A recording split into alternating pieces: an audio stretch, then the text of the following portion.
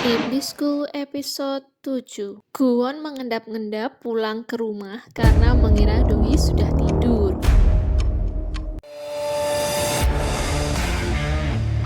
Padahal Dohi nungguin Guwon karena nggak ada kabar. Guwon minta diisi daya sehingga malam ini Dohi dibuat Guwon deg-degan karena mereka tidur seranjang. Dengan Guwon memegang tangan Dohi. Mereka berdua yang katanya mau begadang karena Dohi nggak bisa tidur kalau ada orang di sampingnya. Dan Guwon yang bilang Demon nggak butuh tidur, akhirnya tidur juga mereka.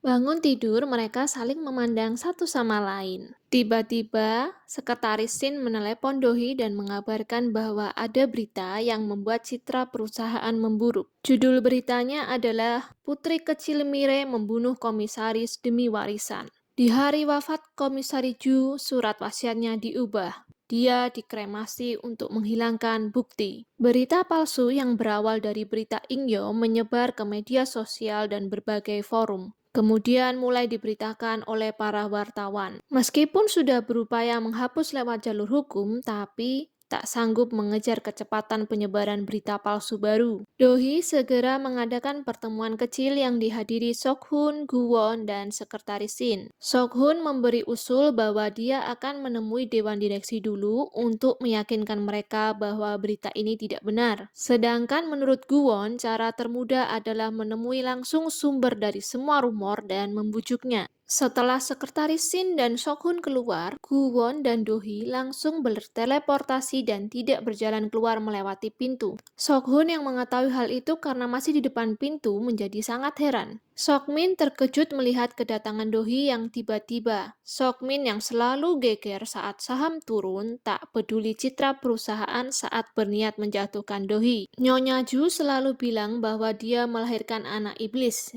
Padahal Sokmin sudah dibiarkan masuk penjara tetapi dia tidak berubah menjadi lebih baik. Dohi bertanya, apakah benar dulu Sokmin tidak sengaja menabrak orang saat mabuk atau dia memang sengaja? Sokmin yang tidak senang mengangkat senapannya ke arah Dohi yang membuat Dohi kaget sebentar lalu tersenyum tidak takut. Sokmin tetap membidik dan mengarahkan senapannya ke punggung Dohi, lalu melepaskan tembakan yang diarahkan ke tiang di sebelah Dohi, membuat Dohi dan Guwon kaget. Dohi marah dan mengatakan Sokmin seorang pengecut yang hanya bisa menembak dari belakang. Tetapi Sokmin mengatakan inilah perang dan menasihati Guwon untuk tetap menjadi pengawal asli meskipun pernikahannya palsu. Guwon marah, tetapi diajak Dohi pergi untuk memenangkan perang. Saat YouTuber berita Ingyo sedang live, Dohi dan Guwon berteleportasi ke sana dan memberi gangguan sinyal sehingga live terputus.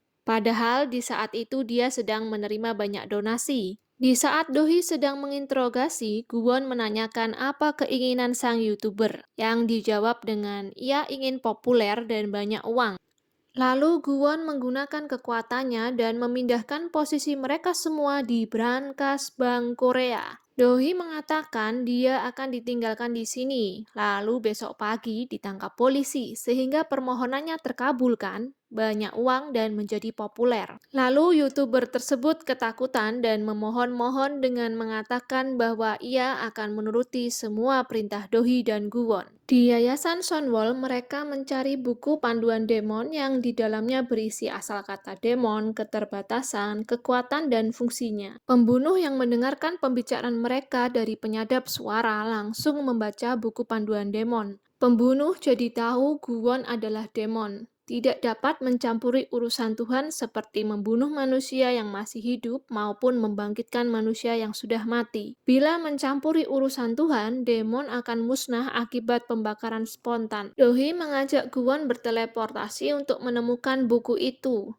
Tetapi teleportasi tidak bisa dilakukan untuk mencari barang, kecuali mereka tahu siapa yang mengambil barang. Lalu Guwon menggunakan kekuatannya untuk mencari buku dengan cepat di rak buku, dan bukunya tetap tidak ketemu. Saat melihat penari jin yang sedang menari, Guwon teringat gadis penari di masa lalunya. Geng anjing liar yang sudah berulang kali dikalahkan oleh Guwon meminta Guwon untuk menjadi bos mereka.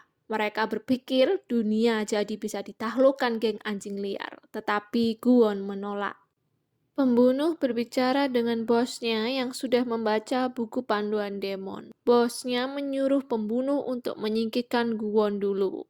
Jika berhasil, pembunuh akan menjadi iblis, yang membuat si pembunuh lebih termotivasi. Dohee ditahan atas tuduhan pembunuhan Komisaris Ju. Hal itu menjadi berita dan diperlihatkan Seokmin dengan senang mengatakan bahwa perang sudah berakhir. Guwon yang sangat khawatir terburu-buru keluar dari Yayasan Sonwol dan menerima tikaman di bagian jantung dari pembunuh.